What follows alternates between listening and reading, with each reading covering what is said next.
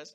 I will not ask him anymore for a icebreaker question. Okay, I'm going to have him straight away do his presentation and tell us his stories. And then from there on, we're going to have a Q&A. All right. So there's a Slido later that will come up where you can take a picture of the QR code and then you can type in your questions and then we will have Eddie answer it. All right. So Eddie, please welcome Eddie, the CEO and founder of Love18. Thank you so much. Thank you, man. Great. Thank you, bro. Hi, evening, everyone. Hi, good Hi, evening. Josh. Hi, everyone. So today I'm going to talk about do what you love. I know this topic can to be a bit heavy, in life. So 25 years ago, when I first graduated from high school, I met my friends, and this guy Brian Ho, is my life mentor, and he shared me a very interesting quote, a piece of advice since then, and says that, Eddie, today if you want to learn how to play a game, you have to master the skills, and also you have to know the rules, and you need to know how to score in a game. Whether you are playing badminton, whether you are playing tennis, you are playing golf, they have all their own set of rules and they have their own set of scoring system, right? So, from there, I took his piece of advice and I looked into the game that all of us are about to play. Okay, it's a game of life. Whether we like it or not, we have to play this game until the day comes that we back, right? So, and I start to ask myself, as a young Form 5 graduates, I ask, so what is the rules of the game of life and how can we score in this game? And then I start to do a lot of research then. Do a lot of research, I read a lot of books, attend motivation classes, read this, The Secret at that is very famous. Rich Dad, Poor Dad, by Robert Kiyosaki. Anthony Robbins back then, it's a big hit that time. So I do all this and try to find, where and how is the secret code reveal of, being how to be success in life. So that is what I'm going to share today, the 3S that I have discovered throughout this journey. How can we do well in the game of life? And it all bound down to, the specialties, the specialized, where we're going to specialize. How is the scoring system? Because Uncle Brian said, scoring system is one of the very important part of the whole game, how to score. Then the third thing, what is the subjects that we learn in our life, right? So move on the specialized. Robert Kiyosaki make it very clear about this. They say that the life, we have 4 specialized: employee, self-employed, and business and investor. And he say that the best is that run our rat race, earn enough this, what they call it, passive income, so you can do what you like to do in your life, right? But then I think it differently. I look at people like Tim Cook, the current Apple CEO. He's been the employee for the rest of his life. Anyone can say he's not successful? No. Steve Ballmer, okay, he's been the employee in Microsoft. He's the 30th employee in Microsoft. When he joined, Bill Gates, he gave him 10% of share. And today, he's the 13th or 14th most richest man in this planet. And he's been an employee for the rest of his life. Can we say he's not successful? No, right? Same goes to Eric Schmidt, Google ex-CEO, all-time employees, and has been successful. Our Pastor Posing, he's been the employee for his life, and he's also successful, right? And today he's the employee for the God's kingdom, and also very successful. So the thing is that we no need to be in the investor or being an entrepreneur or businessman to be in our successful life. Okay, that is a myth. We can do what we like to do, be passionate about it, and do what we love all the time if we know our calling, if we know our direction. So the first thing, the specialized that we are in. Second is about the scoring. Now, scoring system have been introduced by education back in 1900s. Since then, we use this scoring system to benchmark, are we doing good, are we doing bad in life, in our education subjects. Now, there is a good and bad. The good thing is that it's very easy to benchmark. Okay? Everyone go into the exam, you come out, what is your result, you know. Now, the bad thing is, this system has been reversed for more than 15 years. It's been planted as a seed, rooted into our heart. 100% is the best. 60% you are pass, or 80% you are doing good. Below 60, you are fail. And we always have that mindset. Today, if we take this, put into our career, put into our job. So, Posing is my boss. come to me and say, Eddie, I need you to complete these 10 tasks by this today, 4 p.m. I complete 6 tasks by 4 p.m. Am I passed? In the old education scoring system, we are passed. In real life, are we passed with 6 tasks? All the bosses here know it's not. If you complete 8 tasks, are we passed? No. We have to complete all the 10 tasks in order to be passed in our career life. But many of the students, many of the people who come in from that deep root of a scoring system from the education, come to the world of a career, they think differently. 6 tasks is pass. And that's why you start to hear a lot of these youngsters say that, why my boss give me so many tasks, okay, cannot finish, blah, blah, blah. It all is this. How to score? You score by doing extraordinary. Okay, I give you an example on computer company. The company cannot produce good products, they are automatically out of the business.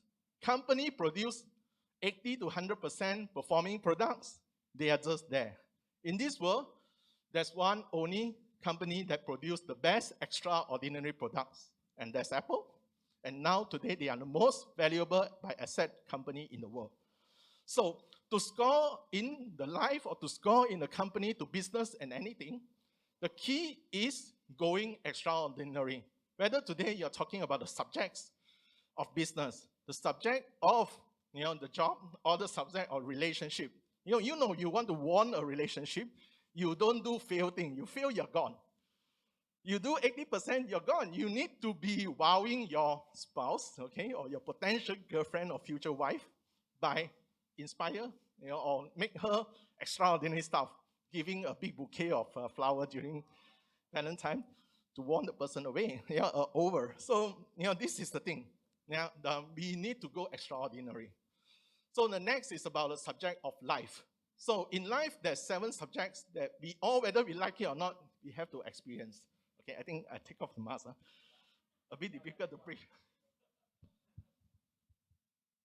Sorry.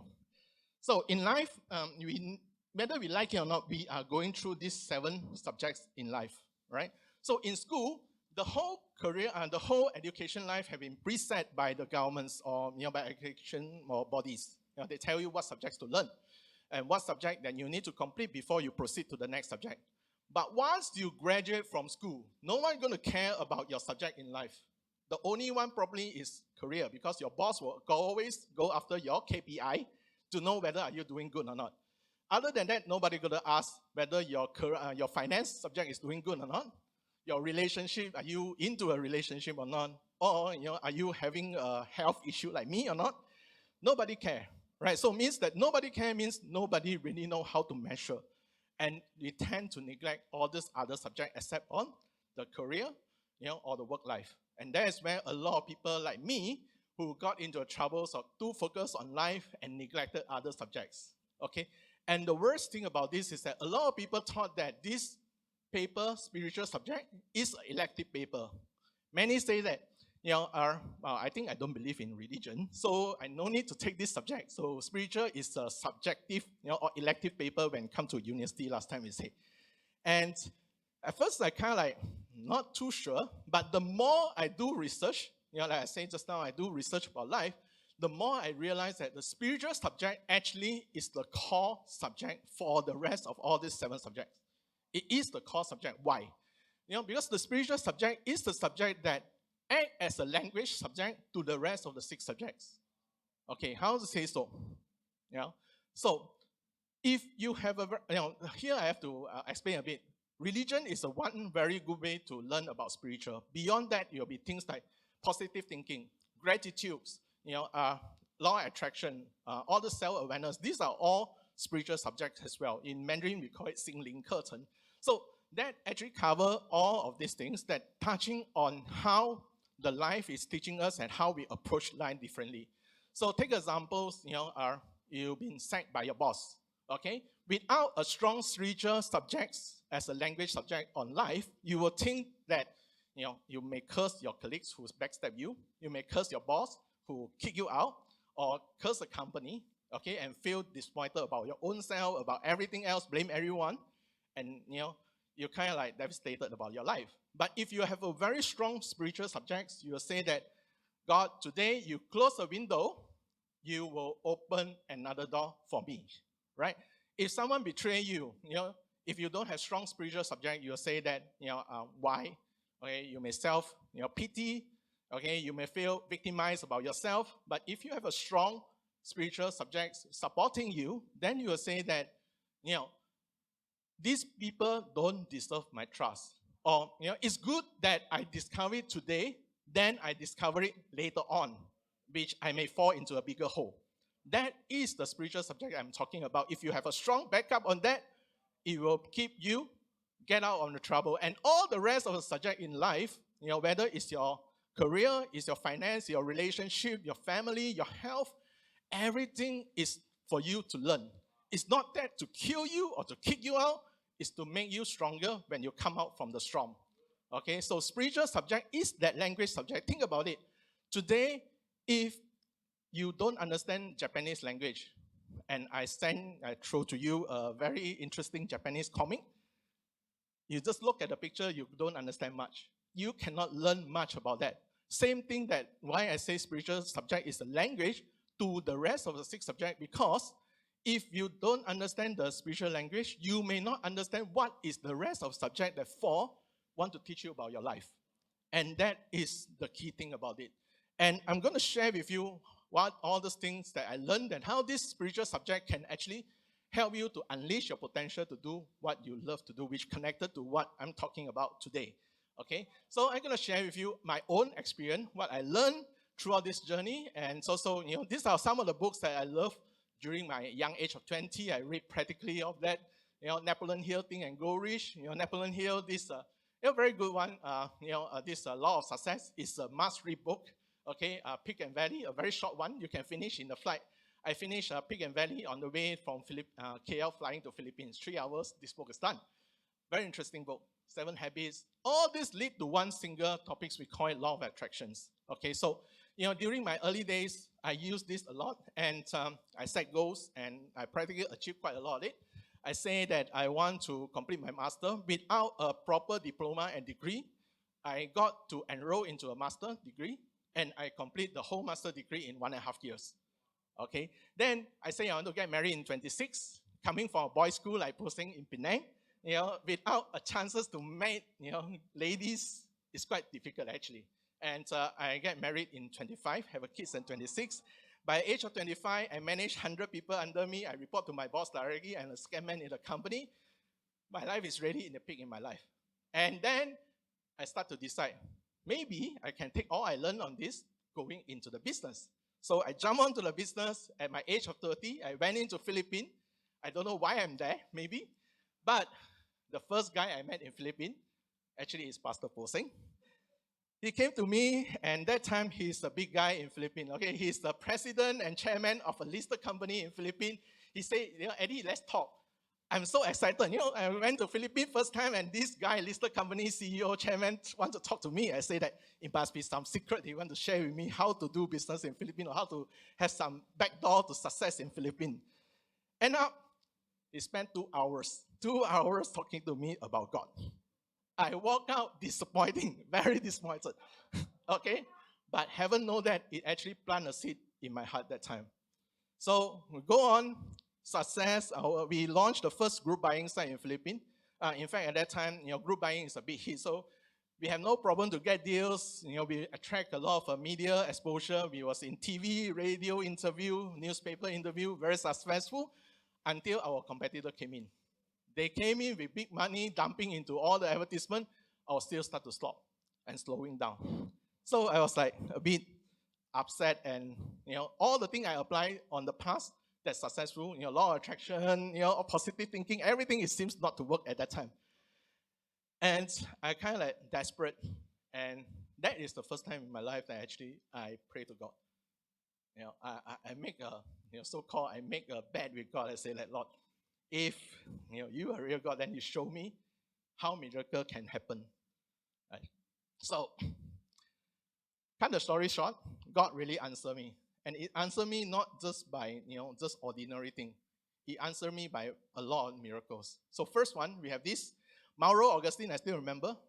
I don't have active in LinkedIn. So he messaged me in LinkedIn and said that, Eddie, I want to meet you. I don't know who is he. But until I met him, only I know. This guy, their family is the biggest car battery manufacturer in the whole Southeast Asia. They also co-own the master franchise of KFC, Mr. Donut, and a lot of food franchisee. And he messaged me and said that, Eddie, I want to partner with you. That is the first miracle I encountered with God. And then, not only one, God started to amaze me with more. These three companies, BDO Bank is the largest bank in Philippines, knocking at our door.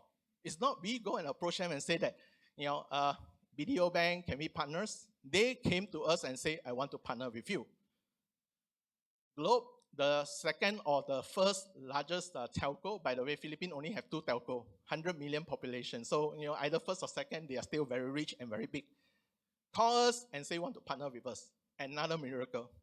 Then BPI Bank, the second largest bank in Philippines and also the oldest bank in Philippines, then also call us and say want to partner with us. And all these three deals push through.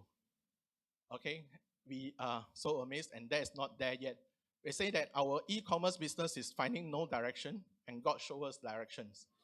It tells us that we can then build our solution to become an employee benefit program.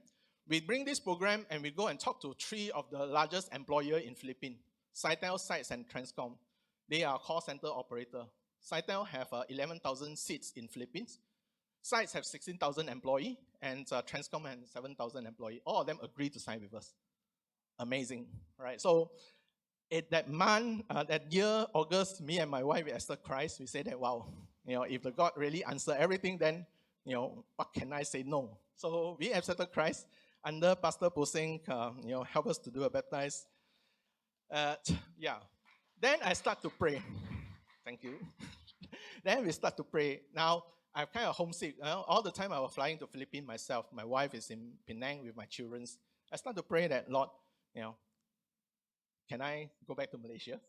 And Lord answered me immediately. We get an investment from from Singapore, and we have a partner, Chari, at that time still a very influential, porter in Malaysia, agreed to work with us for this deal. So come to Malaysia, happily start the business, and praise Lord, everything successful. Very smooth, happily. Then here comes the storm. Okay, here comes the storm. My partners in Philippines suddenly turned the back and say, Eddie, I have a new direction. I'm not going to go with your direction. And it's gone. After a very long negotiation and reconcile the partnership, it never go through. I have to sign my first business separation agreement in my whole life, okay, with my partners. It's kind of a divorcee agreement for the first time in business. And I'm down with 0 by then. Okay, back in Malaysia, my kids is all down, my wife is all down in KL, and we have 0. So now I'm worried again. Then one of my staff at that time, Peggy, she actually, know that I'm Christian, and she's also a Christian. She said, maybe Eddie, you should pray. Okay, God close the door, open a window. So I pray. And after I pray, miracle comes. Okay, I'm not only getting 1 offers from, God, I got 3 offers come together. So the first one, Cloud Shop is a subsidiary of Singtel. Okay, so they came and offered me a job to be their consultant in Malaysia, to help them to expand Malaysia company and give me in Sing dollar, and I can work from home, which is very good. Okay, back then working from home is really a big privilege. Then I have Job Street, working with Mark Chang. At that time, we want to work on this employee benefit program. So Mark Chang, the founder of Job Street at that time, they buy our idea. He loved it, and they said that, Eddie, if you can build the prototype, I'm gonna back it all the way. Sign the agreement with a listed company, and we say, wow, okay. Then the third one come is iPay88. The founder said that, since I have been in Philippines for a while, maybe, we can help him to bring the business into Philippines. And for me, I actually took off. Okay, it's like drowning kids. Suddenly you have 3 ropes coming down, you just grab anything that can help to save you. So I took all 3 at one go. Then after a while, I start to realize that it seems not the way to be, all require me to have a full attention after that, and I can't do it myself with everything. Then my same, ladies, friends, Peggy tell me that perhaps it's time that you can really pray for God to shut down the opportunity that not belong to what God's want you to do. So I pray. And after I pray, I kind of like, okay, I need to choose what to shut down. But God have his own miracle way. Cloud Shop, SingPost, he has a new CEO on board at that time. And the CEO practically chopped off all the overseas expansion. So my job, by default, cut down, and I was terminated. Then Job Street, my friend who's supposed to help me to build the entire system, got a big project from a multinational company on the IT, and he called me out and said, sorry, Eddie, I can't make it. Then I have to say bye-bye to Job Street. Then I left with iPay88 to go back to Philippines. And what's fascinating is that the day before I went back to Philippines, I was in Eagle Point at that time, attending Pastor Timothy's service. And the sharing of message during that day is how Jonah trying to run away from God. And I was so amused. I was so amused at that time that God, if you were to put me back to Philippines, why you want to take a big round, to bring me back to Malaysia, then I'm back in Philippines again. And yes, I'm in Philippines, starting up iPay88 from zero, no staff, starting to recruit my first employee and, start to build from it. And what amazed me is this.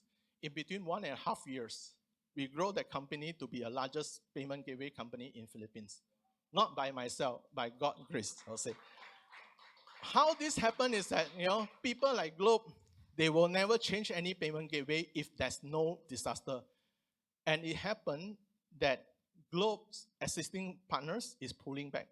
France provider is pulling back, and Globe quickly get us in. And more amazing is SM, the richest family in Philippines. Okay, just now me and Wee Heng and Pastor Poseng, we said that if any company want to go into Philippines and do business in Philippines, it's near impossible. Okay, and not to say even to work with all these rich and big companies. So BDO Bank, the largest company, BPI, all this, PLDT is the monopolized telco telephone company in Philippines. Okay, and SM. They are the richest family in Philippines. They own shopping mall, 40 to 50 shopping mall in Philippines. They own the BDO Bank, which is the largest bank, okay? And they own biggest cinema chain in the Philippines. And they own H&M, Uniqlo, and many more brands. And we managed to not secure their payment services for their SM Cinema and all their shopping mall, everything. We also, helping them to build their e-commerce solution, which one of the things I always want to, during my early day in Philippines. And, this is where we signed the, agreement with SM team. So, in the middle who's shaking hand with me is Hans C, okay, Pastor Poseng's friends, close friend. And at that point of time, I'm really amazed at how, God make all impossible things happen, throughout this journey. Then I start to get homesick again. And I start to pray, Lord, I want to go back Malaysia, can or not? And Lord really answered it, every time. So third time, a friend's, Inity is a listed company in digital marketing. So they want to grow their Wi-Fi business in Malaysia, and it asked me to come back to help them to start their business. So I took up that, and I exit from iPay Philippines, take the money I have from there, dump into my chocolate business, and happily start my business. And that time I was like, wow, okay. Every time God really amazed me with a very interesting thing. Things just prepare for me. I just go there and it was done, right? And haven't known that after I took up the annuity job in Malaysia, 1 month later, their Philippine operation was in troubles. Okay, and the owner come to me and said that, Eddie, since you're very connected in Philippines, can you help me to take a look, by the way, thing about their Philippine business? Sam is my colleague from Inity last time. He probably know about my story. So, when I get in and do a so-called audit of their operations, they have 6 men and some of them about to leave. And, they are the second lowest performance company among all the subsidiaries. They have 8 subsidiaries. This is the, second worst performing company, which we are not proud about. Okay. And, they have 500,000 peso worth or 50,000 ringgit worth of cash balance in bank, which enough to pay for all the supplier and that month employee salary, and this done. So, and they offer me, the owner is kind enough to offer me and say, Eddie, if you can turn around this company, I give you 15% of share in this company. So I took that up, and what amazed me is that that temporary job become a 4 months permanent thing that I was stuck there. Every week I have to fly into Philippines. Came back on Friday. I've been doing it routinely for 4 years. And from 4-person, 6-person team, we grow to 25. But what is most amazing is that we become the most profitable, subsidiary among all the entity. And by the end of time, I left the company. The bank account had 50 million in peso. That is 100 times of growth in the net, bank account.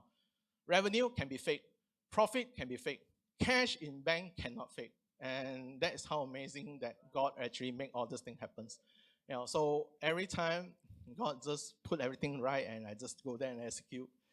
And then I get homesick again. And this time I'm smart. I don't pray that I want to come back anymore. I pray different way. I say that, God, okay, Philippines is doing very good.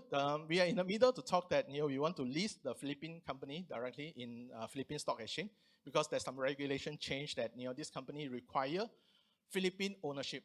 So we are in talk of that at that time. So if you want me to permanently stay in Philippines, no need to pull me back and forth. Why don't you just make that Philippine thing successful, so I'll stay here in Philippines? If you want me to go back to Malaysia, then make my chocolate works. So I pray in that way this time, and it was Holy Week. So every time I pray around Holy Week that time, about all these big changes in life. So I prayed about it at that time in Holy Week 2017, and 1 month later, God answered me. I pray differently, God answered differently. This time, God don't answer with everything prepared, everything nice. He answered with a surprise. My wife was diagnosed critical ovarian cancer illness at that time. So I'm like, God, this is not what I want for. This is not what I asked for, but this is what God answered me. And the answer is very clear. I need to come back to Malaysia.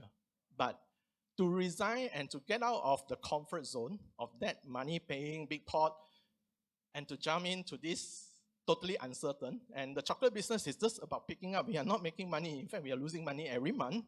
My wife was sick, and I need to run this thing. It's really like this comic at that time, okay? So I was on the cliff. Things are burning at the back. And when you look down, you see all the cloud, and God just said, jump. That's the only voice I get, jump. Am I ready to jump? It took me 7 months. From June, I start to talk to my partners. Until December, finally, I make an exit. And what's worse at that time is that my saving that I thought at that time, the 15% share at very beginning, kind of like nothing. They transfer 5%, 10% still balance, haven't transferred. That I thought is a saving line for me, at least, help me something. When I talk to the partners start to twist.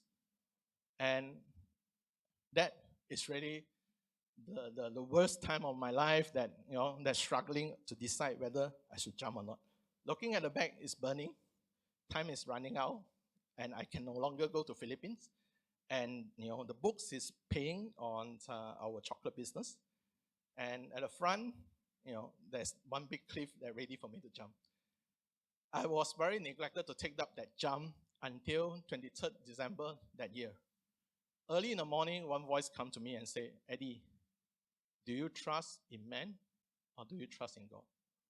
That morning, after this word, I reflect back in my life. Every time I trust in God, God never failed me. So am I trusting God or trust man? And then I took a long message sending to my partners and say that, because of God, I'm going to give up everything. And that share that I'm giving up, if in cash value, 750,000 ringgit. If in the actual market value, 3-4 million. And I'm giving up because I trust in God. So that is a big leap for me that really is free flying by then. Whether what will happen, I really don't know. Okay, so that night itself, I met this guy. Second on the right there, David Liu. So David used to work with Robert Koch in Hong Kong. His brother Richard Liu, he used to be a second man to Robert Koch. If Robert Koch stepped down at that time, Richard Liu will be a person in charge. But passed away before that.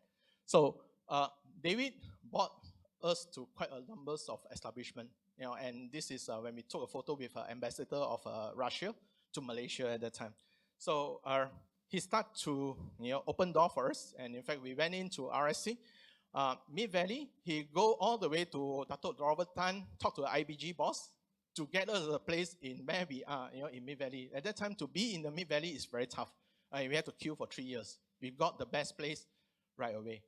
In Genting, he brought us to meet up with one of the board director of Genting to get us a space in Genting exactly and bring us to 1U, to GSC, talking to the GSC CAO and offer us a space in one of a GSC outlet in 1U to try out our chocolate as well. So, the rest are all miracle happen one after another. So after that, this is, how we grow our chocolate from very ugly looking chocolate at that time to award winning. We sent our chocolate to Europe, for International Chocolate Award, and we won a couple of awards from there. Right, it's a miracle, thanks to God. And from two, very small family team, now we have a big family. Okay, Sharon, our CEO, is here today. Without her and the team support, we were never able to grow so much, in our business.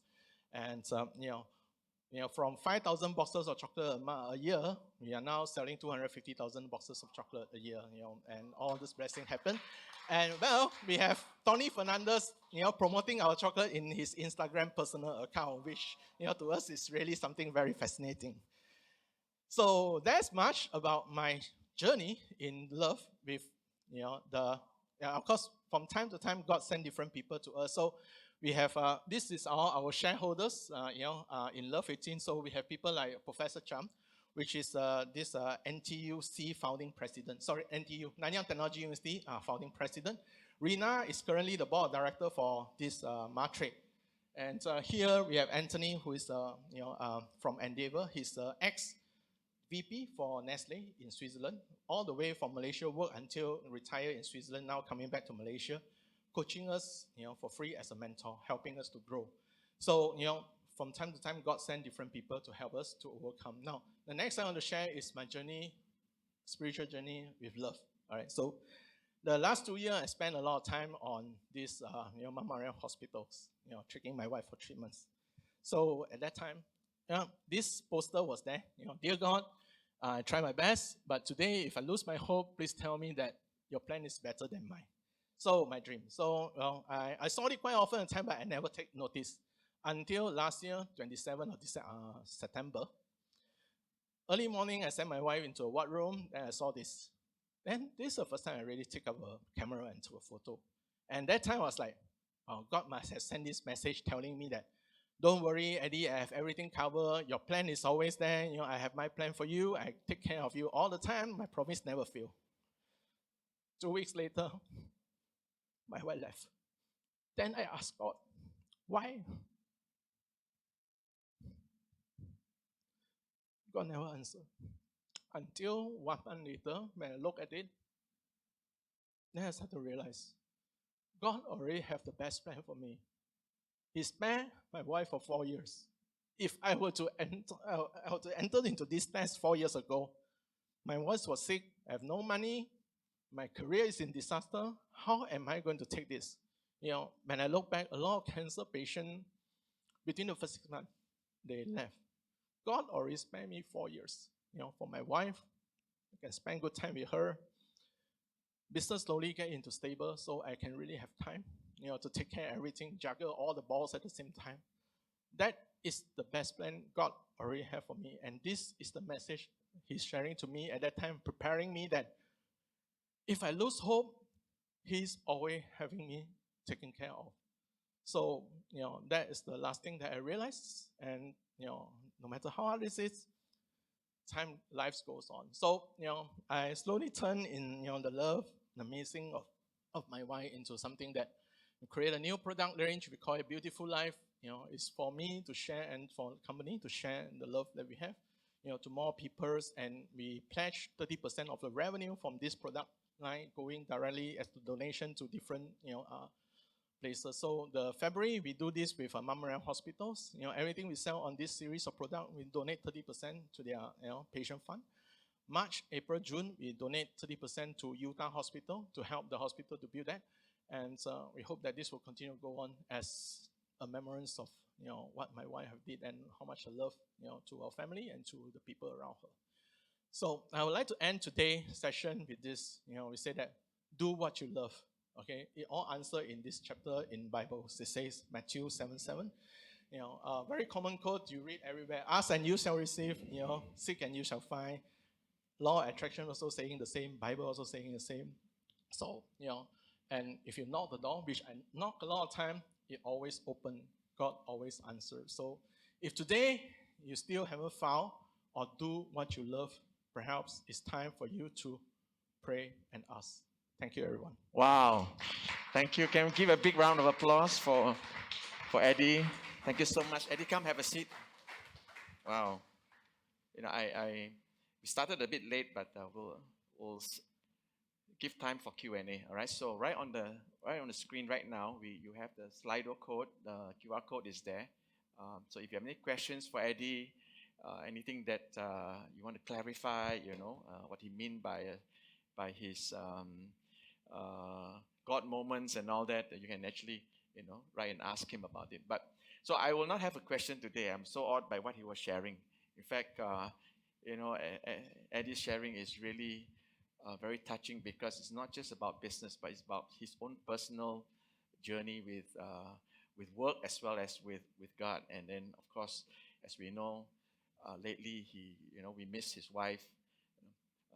But just one thing to add, as you hear his life story, I'm just want to commend him in the sense that Eddie says that any one of us can succeed. Any one of us, with whatever situation you may be in, whether you are an entrepreneur, you're a business owner, you're a startup, you're an employee, all right, or you are an investor or just a businessman, all of us can succeed in the place where God has placed us. And one thing I noticed is that when he was sharing, all right, we succeed because God always have a divine moment for all of us. But many of us, we kind of like fail to recognize that moment. There's always a break. If you talk to all successful people, they'll tell you that there was this time I had a breakthrough. And they're successful because they recognize that breakthrough moment and they seize and they pounce on it and then they took advantage of it. Sometimes we're not sensitive to that. That breakthrough moment passes us by and then we missed it. And it takes a while, for that kind of moment to come back into our lives, So really, I just want to encourage you all, all of us. I have that moments before, and I just praise God that when that moment came, I knew it was a moment that God was going to open this door for me, and I took advantage of it, just as what He did, right? Each time when He embarked on something new, He sensed as an opening. Somebody that God brought to Him, some event happened that caused a situation where it would encourage Him or it would enable Him to do better, right? So I just want to encourage you all. Always look for that breakthrough moment that God has for you. Don't miss that. All right. So just a little bit to add. I'm sure Andrea has some questions or many questions in there. I think everyone is as odd as you. There's one question here though. Let me just read it. It says, do you ever blame what God planned in your life? Was there a word of blame in any season of your down? No, in fact, there's none. Because every time I pray, God put it perfectly for me all the time. Of course, the very late encounter about my wife's departure, that's not blame. It's like, kind of like, why? I thought you get me covered. But, God will never answer during a moment of all the emotions. So 1 month later, when I look back to the same, that poster, then God started to speak to me. And, that is a moment of this. So I never blame anything. And in fact, a lot of time it's like I'm just amazed after amazed how God put things through. Wow. Okay. There came another question. Okay, let me just go on to it. It says, besides being faithful in God, what do you think is your biggest strength that has brought you so far in your career and life? Well, before that, I would say that it's law of attraction. Okay, it's about the same at that time. It's really believe in what we do, put all the effort in, and people or God will open the door. All right, not hard enough, door will be open.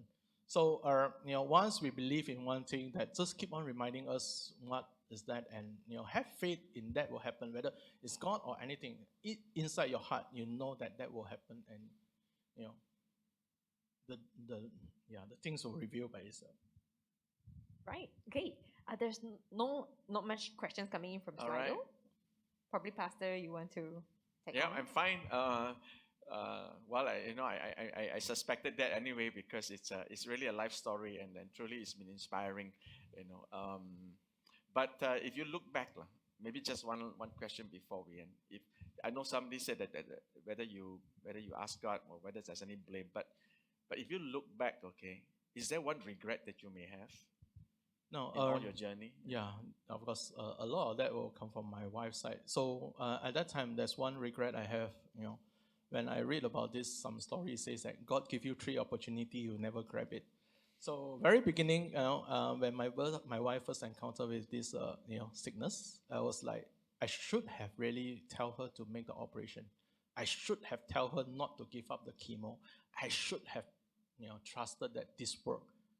But every time I just, supported my wife and say that, right, I still, I love her. She have the rights to have in charge of her life. And when she make up that decision, I don't want chemo, I don't want this operation. At first, doctor advice is that remove everything, in abdomen, ovary, everything remove. You have a longer lifespan. My wife declined to do so, and I agree with him. So that time, I really have this regret when she first passed away. I really regret that. I should have really, asked her and insist in me that do this. And in somewhere September, she actually decided to stop chemo. And doctors say that's how many days that we can count. And I allow her. So that's my biggest regret at that time. And until when God revealed the message later on, then I realized it's all in the best of His plan. My wife passed away without much suffering. In fact, less than 2 weeks of pain. My auntie passed away of same ovarian cancer spread to lung. She was on the bed in hospital for like nearly 1 year. Every day wake up, just pain. Then the doctor have to really paralyze her, put her back into sleep. For nearly 1 year before she passed away. Wow.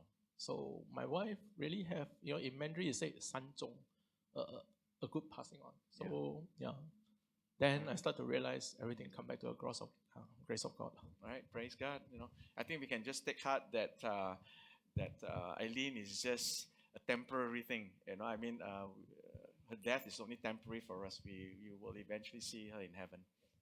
So we'll have a party up there when we meet together again. Amen. All right. So thank you very much. Can we give Eddie another big round of applause? What an inspiring story. Good job. Thank you so much.